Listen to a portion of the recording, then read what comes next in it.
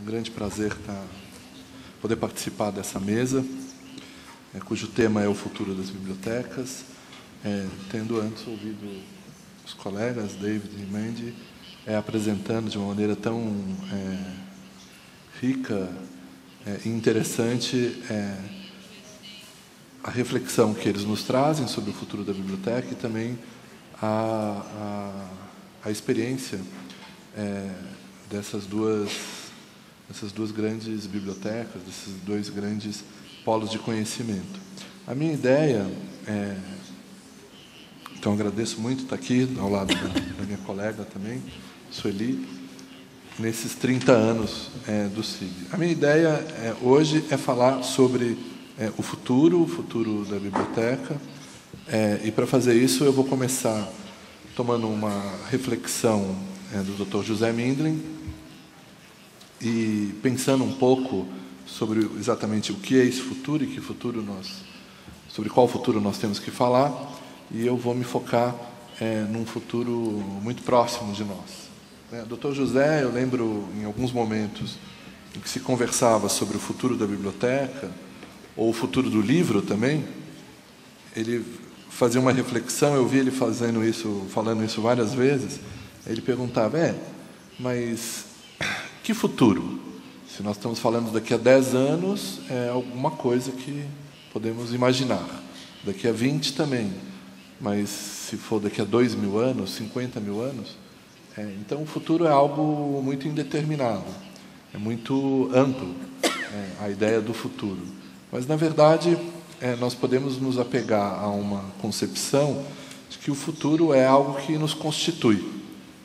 Então, nesse sentido que eu trouxe aqui, eu vou começar a minha fala lendo um trecho de um pensador, de um livro que eu trouxe, do Sartre, um filósofo e um importante autor francês, que escreveu sobre muitas coisas, entre elas sobre a condição humana, e, num determinado ensaio desse livro, Situações, eu fiz questão de não trazer anotado aqui, trazer o livro, porque eu acredito que esses objetos vão ainda existir na Biblioteca do Futuro. Ele, analisando a obra do Faulkner e justamente discutindo esse embaraço que pode-se perceber, está falando do Som e a Fúria,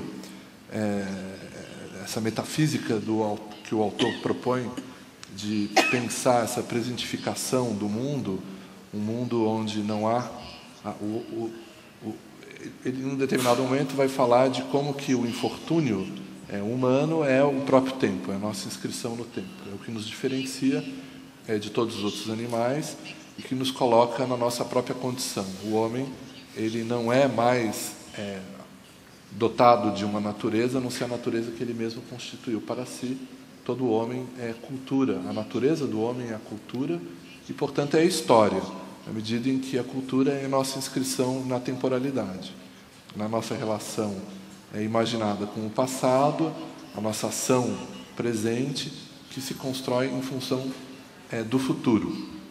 Então, ele, num determinado momento da reflexão dele, ele discorda da metafísica do Faulkner, isso não é algo que cabe aqui a gente entrar muito em discussão, mas ele diz o seguinte: a natureza da consciência implica que ela se lance à frente de si mesma para dentro do futuro. Só se pode compreender o que ela é por aquilo que ela será. Ela se determina em seu ser atual pelas suas próprias possibilidades. Era o que o Heidegger chamava a força silenciosa do possível. E ele propunha ao leitor dele, aos leitores, tentem apanhar suas consciências e sondá-las. Verão que elas estão vazias, que nelas encontrarão apenas o porvir. Não estou falando nem mesmo dos seus projetos, dos seus anseios. O próprio gesto que vocês arrebatam de passagem, só lhes fará sentido se projetarem sua conclusão fora dele, fora de vocês, no ainda não. Essa xícara mesma, com seu fundo, que vocês não veem, mas que poderiam ver e que está no fim de um movimento que vocês ainda não fizeram, esta folha em branco, cujo verso está oculto, mas que aparecerá se vocês a virarem, e todos os objetos estáveis e compactos que nos rodeiam expõem suas qualidades mais imediatas, mais densas, no futuro. O homem não é, em absoluto, a soma do que ele tem, mas a totalidade do que ele ainda não tem, do que poderia ter. E se nos banharmos assim no futuro, não seria atenuada a brutalidade informe do presente? O acontecimento não salta sobre nós como um ladrão, pois ele é, por natureza, um tendo sido futuro. E o próprio passado, o historiador, para explicá-lo, não deve antes todo pesquisar-lhe o futuro. A condição absurda que Faulkner encontrou nessa vida humana, receio que ele tenha a colocado ali desde o princípio. Não que ela não seja absurda, há nela outra absurdidade, e ele vai discutir isso. Porque a lição que ele nos traz, o filósofo existencialista, é a ideia de que o homem ele é na condição do futuro, né? É o futuro que nos constrói, e essa projeção é para o futuro. Os tempos que nós vivemos certamente são tempos também de achatamento dessa relação com a temporalidade. De um lado, nos desapegamos do passado de uma forma muito intensa e rápida, isso com a aceleração das forças de produção, do modo de vida, do nosso cotidiano, a transformação revolucionária da nossa cultura, que se modifica de uma maneira muito acelerada, né? Essa ideia de uma aceleração dos tempos, nos retira a nossa relação com o passado. Essas instituições, que são as bibliotecas, são instrumentos fundamentais para criar esses espaços âncora que permitem que o homem amarre a sua existência com os vínculos do passado, mas que são, na verdade, esses registros, os livros, os documentos, esses vestígios do passado são, na verdade, os futuros daquelas anteriores gerações, né? E isso eu acho um elemento muito importante, de modo que eu acredito que as bibliotecas, os arquivos, os centros de memória, ou seja, as instituições memoriais, elas são fundamentais para a preservação do nosso modo de existência, mas elas não são naturais, elas não são da natureza humana, elas são da nossa cultura hoje, e é uma cultura em crise. Se elas sobreviverão e se elas cumprirão o seu papel, eu acredito que depende muito dos nossos gestos, dos nossos atos, se nós vamos virar as páginas em branco, ou se beberemos, usando a metáfora do Sartre, aquela xícara, todo o café dela, para ver o fundo da xícara. São gestos que nós temos que fazer. Então, eu acredito que boa parte da construção do futuro da biblioteca, isso foi muito bem lembrado aqui pelo David, e a Mandy também mostrou exemplos disso, dependem dessa ação, desses gestos cotidianos ou não, e projetos que nós temos que construir no sentido de conformar a nossa existência, que se faz nesse gesto para o futuro, né?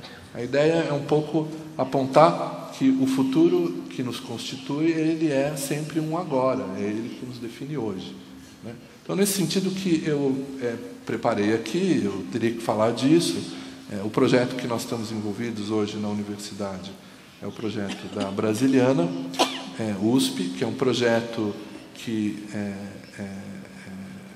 organiza em torno dele outros projetos e procura apoiar outras iniciativas. Eu vou falar disso, e eu quero falar da nossa biblioteca digital, como que ela está sendo desenhada e pensada daqui para frente, e das iniciativas que visam articular instituições memoriais no país, tendo em vista as questões, os problemas, os projetos futuros que devem ser abarcados, ou que acreditamos devem ser buscados, né? Então, eu vou falar também dessa experiência da rede memorial.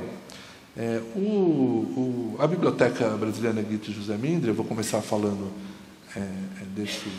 do gesto original que deu, digamos, o impulso, essa crença no futuro, que foi trazida por José e Guita, e uma data aqui colocada, 1999, é uma data que poderia ser recuada muito no tempo, né? há outras datas que podem ser recuperadas, é a data do gesto da doação da coleção brasiliana, reunida por José e Guita ao longo de sua vida, da vida deles, para a Universidade de São Paulo. A doação foi comunicada num documento, numa carta escrita em 1999 ao nosso então reitor, Jacques Marcovitch, onde o casal manifestava, junto com os seus filhos, seus 4 filhos, esse desejo de tornar a biblioteca que eles haviam reunido, a coleção brasiliana, da Universidade de São Paulo, tendo em vista que então ela se tornaria uma coleção pública. Essa data pode ser recuada, como eu dizia. Em 85, José Guita e Rubens Borba de Moraes criaram uma associação sem fins lucrativos, cujo objetivo era reunir a coleção de ambos, coleção Mindlin com a coleção do Rubens Borba, no espírito de criar uma brasiliana de acesso público que se tornasse um patrimônio de todos, né? Esse primeiro gesto teve consequências. Uma delas foi que Rubens Borba se comprometeu e doou a sua biblioteca a José e Guita. Ela faz parte da coleção. As bibliotecas são assim, isso é algo magnífico dessas instituições, e isso faz parte do futuro delas, que é o fato de que elas são reuniões de outras bibliotecas, que vão se construindo, vão se agregando e vão se transmitindo às futuras gerações. Esperamos assim, que não se destruam, porque às vezes também elas se destroem. E justamente pensando nessa questão da nossa inscrição no tempo, na história, nós temos que estar alertas a isso. As bibliotecas são frágeis, são instituições dos homens, históricas, e nós assistimos no século XX, e agora no XXI também, infelizmente, a destruição de muitas bibliotecas, e destruições absolutamente terríveis dessas bibliotecas. Algumas delas metodicamente planejadas racionalmente, e não por acidentes, por incúria, né? Mas às vezes destruições planejadas. O gesto de 99 foi, digamos, ampliado, abrigado pelo professor Istvan Yankso, que aqui aparece nessa foto junto com o Dr. José. O professor Istvan era um grande entusiasta da ideia de criar esta biblioteca na Universidade de São Paulo. À época, em 2002, ele havia se tornado diretor do Instituto de Estudos Brasileiros, e junto com José Mindlin conceberam uma nova dimensão do projeto, que seria associar, fazer uma parceria entre o Instituto de Estudos Brasileiros e a Biblioteca Mindlin para criar um único espaço onde essas coleções pudessem estar reunidas, próximas, facilitando assim a pesquisa, mas também imaginando já alguns desdobramentos, como que esse espaço se tornasse uma plataforma de uma biblioteca voltada para o futuro ou para as novas tecnologias.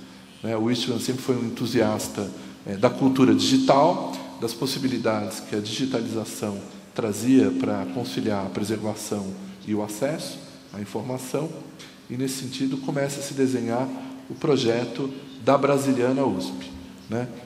Em 2004, a resolução 5172 do nosso Conselho Universitário, de 24 de dezembro, ela foi publicada, de 2004, me perdoem, efetivamente criou um órgão, a Biblioteca Brasiliana Guita e José Mindlin, da Universidade de São Paulo, que passou a ter uma vida institucional, mas ainda sem a coleção.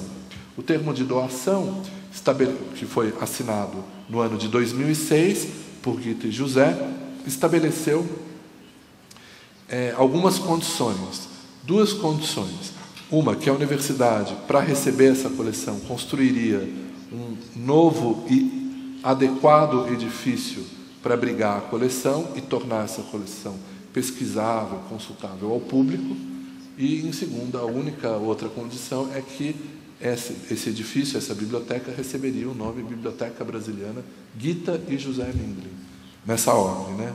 O Dr. José fazia questão disso. Em 2007, na verdade, em dezembro de 2006, mas nós estamos aqui em 2007, a obra da biblioteca tem início, esse projeto. Nós nessa foto estamos vendo o Rodrigo e o Eduardo de Almeida, à esquerda, o Rodrigo à direita, que são os dois arquitetos responsáveis pelo projeto. Se tratava da construção de um novo edifício, aqui se vê a maquete do edifício, um edifício que abrigará a Biblioteca Mindlin, um auditório, aqui ao fundo uma sala expositiva, uma cafeteria e uma livraria, e desse lado o edifício do Instituto de Estudos Brasileiros e também do Departamento Técnico do Sistema Integrado de Bibliotecas da USP. Olhando um pouco, eu queria só mostrar rapidamente para vocês a divisão do edifício, do que se imagina. Todo esse complexo ele é recoberto com aquela cobertura metálica, né, um grande telhado, aqui ele foi retirado para que se vejam os espaços.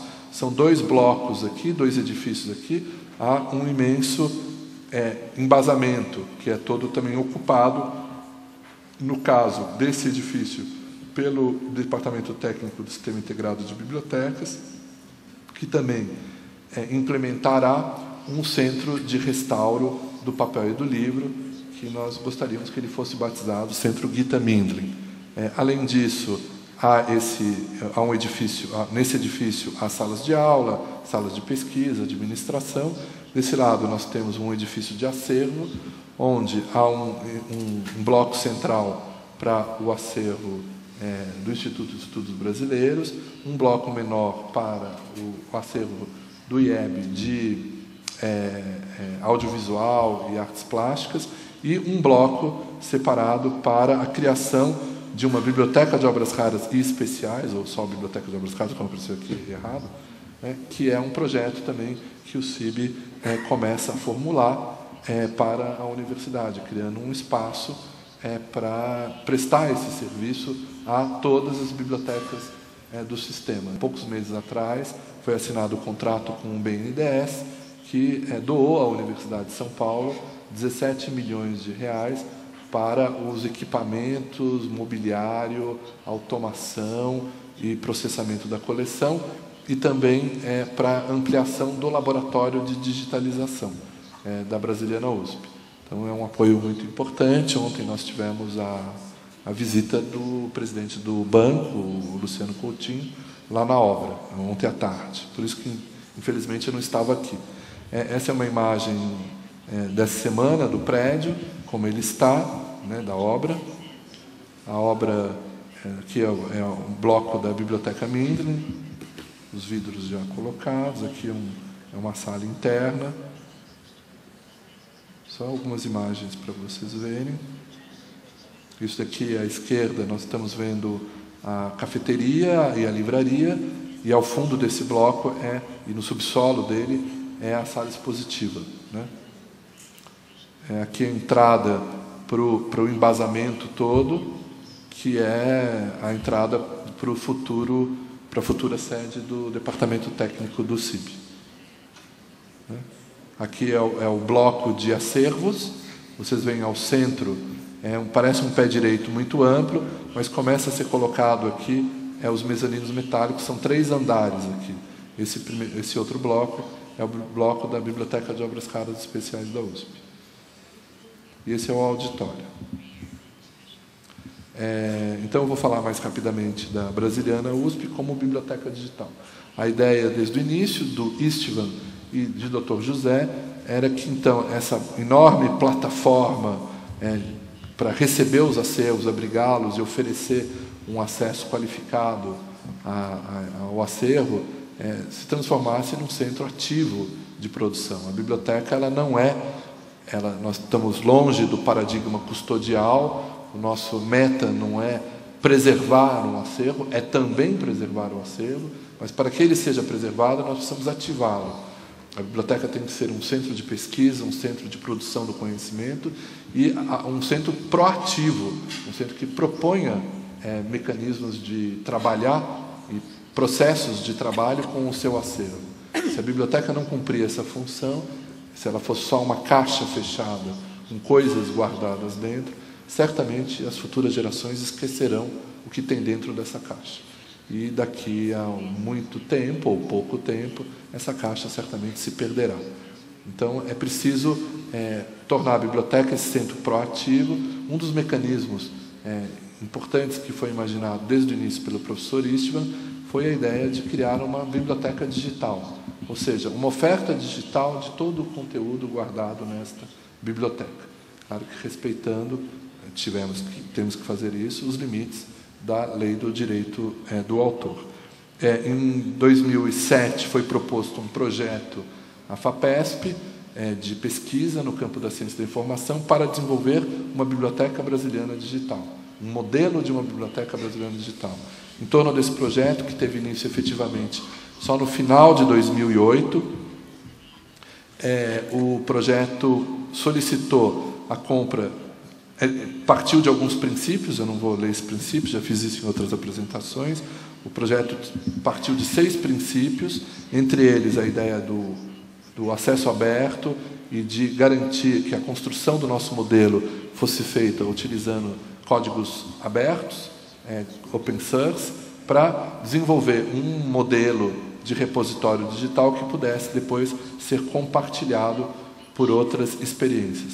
Foi pedido à FAPESP o apoio para comprar um scanner robotizado, que foi batizado de Maria Bonita, como vocês sabem, e esse scanner tem trabalhado incessantemente desde então.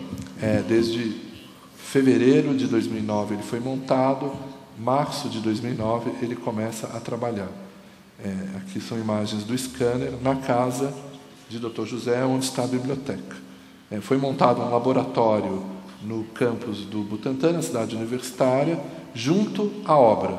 Então, um barraco de obra foi transformado para abrigar a nossa equipe, sempre com essa perspectiva também didática. Na época, sondamos várias possibilidades de outros espaços na USP, mesmo lá no prédio da antiga reitoria, em alguns espaços da ECA, eu estive conversando com muitas pessoas em vários lugares, mas, em um determinado momento, nos veio a ideia de que utilizar um barraco da obra, adaptá-lo, seria uma forma também de marcar, criar um ambiente para uma equipe dentro de uma obra, amarrado com esse horizonte futuro, sempre imediato, sempre nos alimentando com muita energia. Eu acho que isso foi um momento decisivo para que, quando a equipe, aqui aparecem 2 colegas nossos, a Dani e o Fábio, nos momentos de dificuldade e desespero, nós também, às vezes, levantávamos a cabeça e olhávamos pela janela a obra sendo construída, e tenho certeza que isso nos animou muito, né? O projeto teve início, então, em 2009, efetivamente. O barraco nosso foi inaugurado em fevereiro de 2009, o scanner começou a trabalhar em março, em testes. Em abril, começamos efetivamente a digitalizar os primeiros livros da Biblioteca Mindlin. E os primeiros foram escolhidos pelo próprio Dr. José. Simbolicamente, ele pegou, eram livros de poesia. Nós pedimos também para ele digitalizar o Cardim, que foi o primeiro livro que ele comprou, quer dizer, o primeiro livro que ele diz que é o início da coleção brasiliana, que a edição é preparada pelo Capistrano de Abreu. Em junho de 2009, por ocasião do seminário Mindlin, nós lançamos a versão 1.0 da Brasiliana USP, essa biblioteca digital que então entrou no ar com algumas centenas de livros já digitalizados, usando uma versão customizada do DSpace, né? Se tratava de uma biblioteca que usava na sua interface o Drupal, o CMS, e o DSpace customizado, utilizando os recursos disponíveis pelo DSpace, que é o visualizador, simplesmente baixar o PDF e visualizá-lo online, e as buscas simples avançadas, o que também nos causou muito transtorno, aquelas dores de cabeça da Dani ali, eram os que a gente chamava os PDFs gigantes. O scanner vinha com um sistema de processamento de imagens, nós colocamos também o processamento OCR, reconhecimento de caractere, mas isso não nos dava arquivos pequenos, os arquivos eram muito grandes. Um livro de 300 páginas era um PDF de 600 megas, 500 megas, o que tornava o download dos nossos livros uma tarefa muito difícil e não atendia os princípios estabelecidos por nós. Por exemplo, a orientação para o contexto usuário, a ideia de que o usuário tem centralidade na construção do nosso modelo. Os usuários brasileiros não têm uma internet de banda larga. Os que têm, os 39 milhões mostrados ontem pelo Roberto, são, em média, a nossa conexão média no Brasil é 170K. Então, é muito complicado oferecer arquivos pesados. Nesse sentido, houve um esforço, ao mesmo tempo que se trabalhava no desenvolvimento de um novo tema para o DSpace, para solucionar várias das questões que nós nos colocávamos, nós lançamos uma versão intermediária 1.1 no dia 25 de janeiro de 2010. Essa versão intermediária ofereceu um novo design do DSpace, manteve a mesma estrutura de visualização, mas ofereceu arquivos menores. Nós utilizamos um compressor de imagens, o Luratec. Isso deu um fôlego para a equipe continuar trabalhando no desenvolvimento de uma solução que veio junto com o encerramento do projeto FAPESP, 2 anos depois, que foi a versão 2.0, já batizada, a solução integrada, como plataforma Corisco. Essa plataforma Corisco reúne o Drupal na abordagem, mas ela é, sobretudo, o DSpace já com um novo tema. Nós estamos muito além da customização. Nós chegamos a desenvolver um tema que incorporou outros códigos abertos, como o servidor de imagens de Akota, que foi uma sugestão dos colegas do laboratório da Library of Congress, em Washington. É um código desenvolvido na Califórnia, pela Universidade da Califórnia, que permite que o nosso servidor processe as imagens e as entregue para o usuário, sobre demanda, de modo que alivia muito a carga necessária para a navegação no browser, facilitando muito a vida do usuário. Além disso, incorporamos alguns visualizadores, como o Book Reader, que é do Internet Archives, são todos códigos abertos, que foram incorporados e configuraram um novo tema do DSpace, que a gente já postou ele também no GitHub. Foi introduzido também uma alteração importante nos mecanismos de buscas. Nós incorporamos o código Solar para produzir a busca facetada. E, além disso, mantivemos os arquivos menores em PDF, mas já que agora a visualização é online, não há mais, o download é uma opção para o usuário. Se ele quiser baixar o arquivo para ler num outro dispositivo ou deixar offline, poder trabalhar offline, ele pode fazer isso. Mas essa é uma opção, porque todo o conteúdo está acessível no browser para ele. A partir disso, nós configuramos um pacote, uma plataforma, que é essa plataforma que foi batizada de plataforma Corisco. A plataforma Corisco é parte do DSpace, mas esse é um pouco o organograma da plataforma, ela integra o servidor de Atoka com outras soluções, e com isso nós arquitetamos uma solução que permite um tema do DSpace que nos parece mais adequado para os objetivos propostos inicialmente, que era uma biblioteca digital que permitisse acesso a uma coleção original de livros, documentos, mapas, gravuras. Outros desafios se colocam. Então, a nossa ideia é um repositório digital, uma plataforma para acessar coleções memoriais, que façam referências a outros objetos, que não nascem digitais, mas que são digitalizados. Diante disso, outros desafios vão se colocando para a plataforma Corisco. A nossa ideia e tem sido desde o início do ano, difundir, a gente falou isso por ocasião do lançamento da V2 em outubro, difundir essa nossa experiência, trazer novas instituições para colaborar conosco, dispostas a implementar essa plataforma como uma solução, um piloto, um teste, instituições desejosas de publicar os seus acervos online, que utilizem a nossa plataforma e nos ajudem a desenvolver, a melhorar, a aperfeiçoar essa plataforma, para que ela possa servir como uma alternativa para o desenvolvimento de uma rede nacional de acervos digitalizados. Essa era uma proposta que foi sendo desenvolvida ao longo de todo o ano de final de 2009 e ao longo de todo o ano de 2010, junto com o Ministério da Cultura. Então, foi nesse sentido que, em abril de 2010, organizamos, junto com o MINC, o Simpósio Internacional de Políticas para a Digitalização de Acervos, chamamos várias experiências e tentamos formular um documento. E no segundo semestre de 2010, encontros técnicos promovidos pela RNP, a pedido do MINC, começaram a produzir alguns encaminhamentos para a definição de um espaço normativo, um espaço de compromisso e colaboração das instituições memoriais brasileiras para garantir uma regra, um espaço controlado, onde os investimentos pudessem ser feitos pelas agências, tanto o próprio governo, o Ministério da Cultura, ou patrocinadores de peso no campo da cultura no Brasil, os maiores, a Petrobras e o BNDES, muito interessados nesse tipo de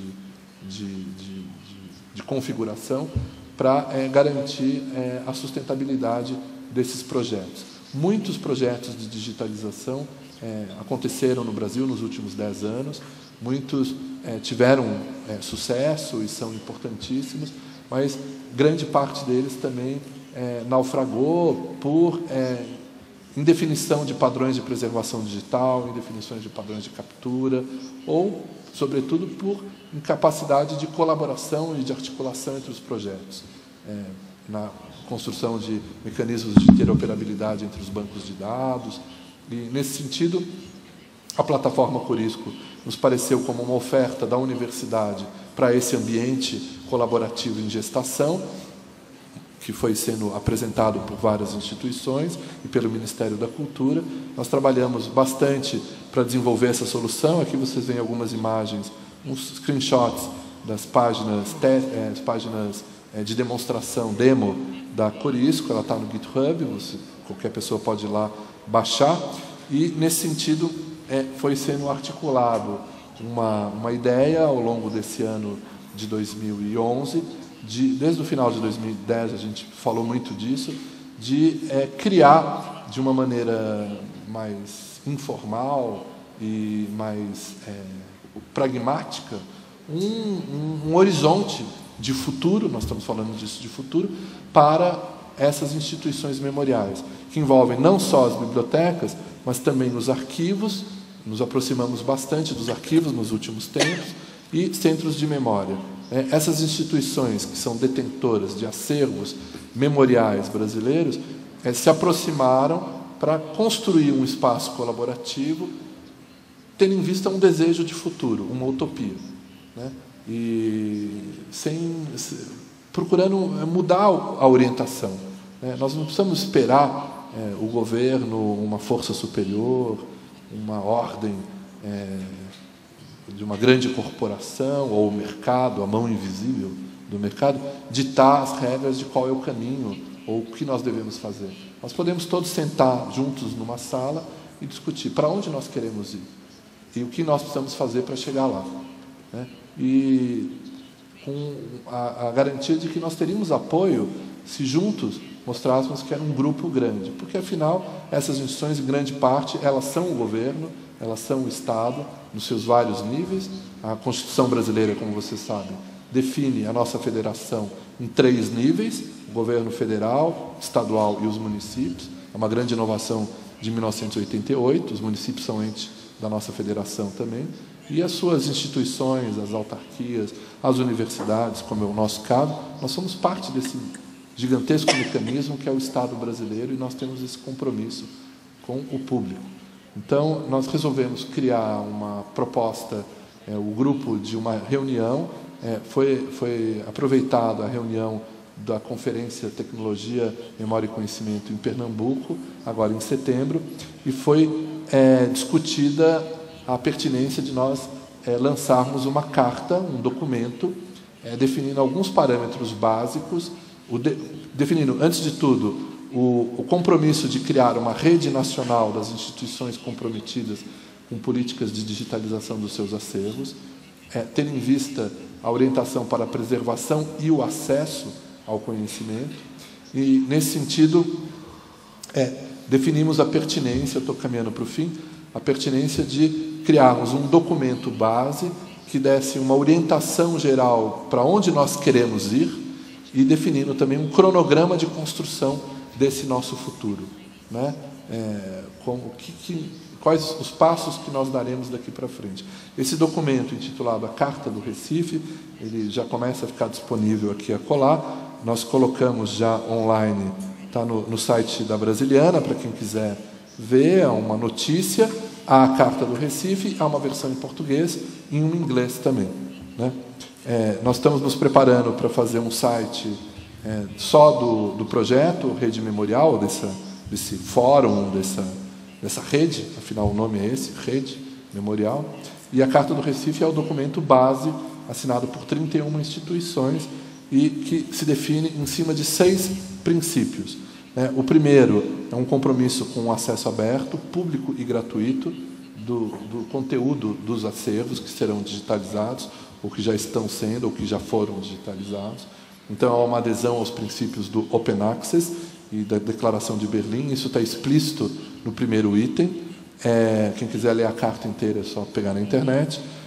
O segundo é o compromisso com o compartilhamento das informações e da tecnologia, que é fundamental. A rede quer criar esse ambiente colaborativo e de compartilhamento das informações e da tecnologia para otimizar os recursos e para também criar esses recursos novos resultantes da colaboração. Então, já de imediato, para vocês terem uma ideia, no âmbito da plataforma Corisco, ela pode ser um dos recursos compartilhados pela rede.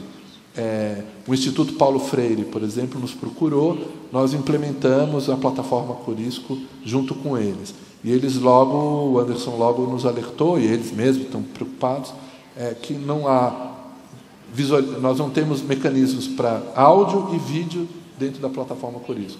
Na Mendeley nós não tínhamos áudio e vídeo. Ou será que temos? Lá devemos ter lá uns vídeos que nós gostaríamos de pôr online. Mas isso era marginal para nós. Para eles não é. Então eles estão se esforçando para achar uma solução. Essa solução pode ser compartilhada por todas as pessoas da rede. Nós, da Brasiliana, gostaríamos muito de ter muitos e muitos colaboradores e sermos mais um colaborador, e essa colaboração vai potencializar essa solução. Compromisso com acessibilidade, isso foi muito discutido na tarde de ontem aqui. Desde já, isso foi um ponto de partida da nossa proposta, da Carta do Recife, isso deveria constar, o compromisso com a acessibilidade. Padrões de captura e tratamento de imagens, definimos um patamar mínimo de qualidade, de padrões, de norma, de procedimentos para a captura das imagens. Definimos um patamar mínimo também para os padrões de metadados, garantindo a interoperabilidade dos sistemas, da arquitetura da informação dos repositórios digitais, e também definimos um padrão mínimo para as normas de preservação digital. Colocando na carta também todos os desafios a serem desenvolvidos em torno dessas 3 dimensões de padrão. Diante disso, a carta também indica que um comitê gestor que foi criado, com representação de São Paulo, a biblioteca, o projeto Brasiliana USP, o Arquivo Estado de São Paulo fazem parte do comitê gestor, o Arquivo Nacional no Rio de Janeiro, o Arquivo do Estado do Rio de Janeiro, a Federal de Pernambuco, o Laboratório Liber, e o Arquivo do Estado de Pernambuco, o Arquivo Público do Estado de Pernambuco, cujo diretor também é o diretor do Fórum, é o presidente do Fórum dos Arquivos Públicos Estaduais. Esse grupo gestor está responsável por organizar 4 grupos de trabalho que deverão desenvolver propostas, estudos, encaminhar soluções para um novo encontro marcado em maio de 2012. O grupo em termos de preservação digital, de captura de imagens, de padrões de metadados, esquemas de metadados e arquitetura da informação, e também de um diagnóstico da situação dos participantes da rede memorial. Além disso, o grupo também se comprometeu em preparar esses estudos e apoiar a realização desses estudos para a reunião de maio, se comprometeu em criar uma plataforma colaborativa e de divulgação para a realização de trocas de informações desde já entre o grupo e promover a adesão de novas instituições à rede memorial.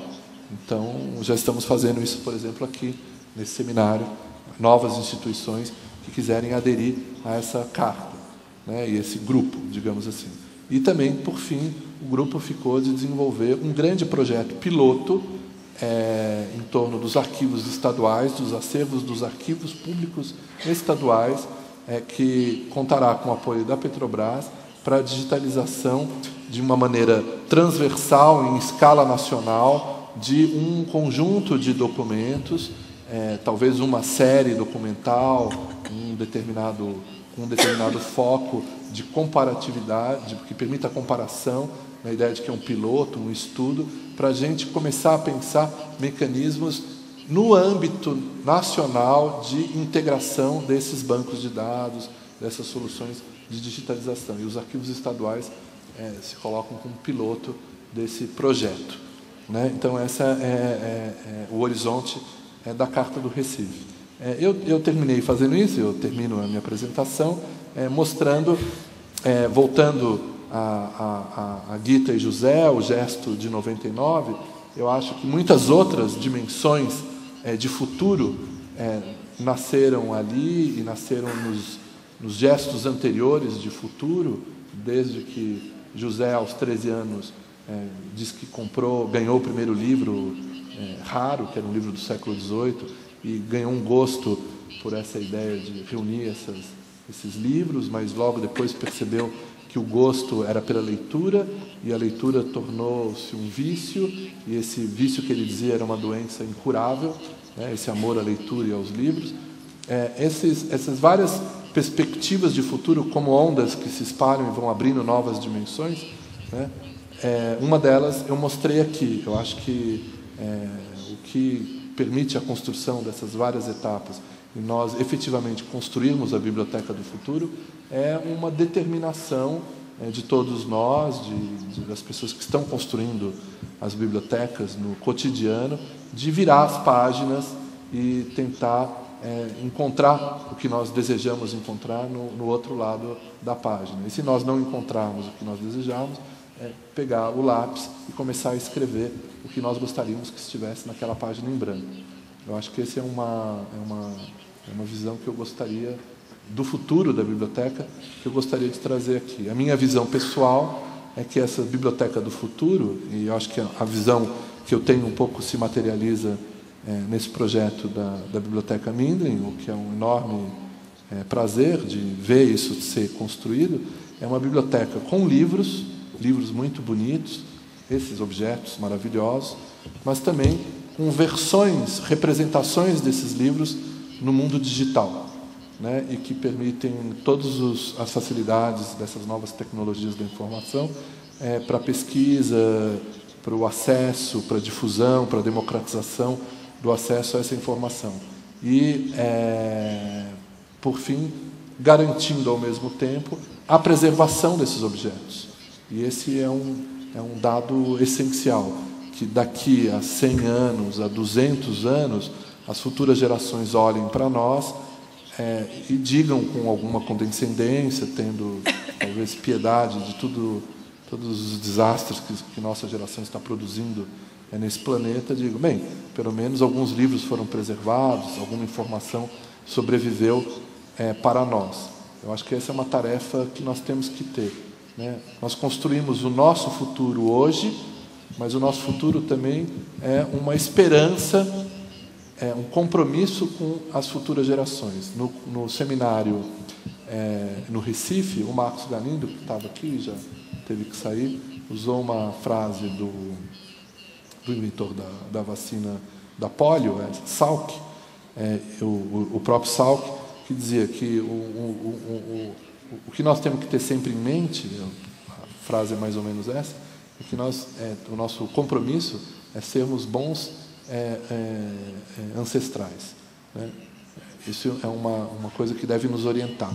Imaginar que as pessoas do futuro olhem para nós e eles fizeram alguma coisa por nós, né? E eu acho que isso é um compromisso que nós temos que ter. Então, muito obrigado.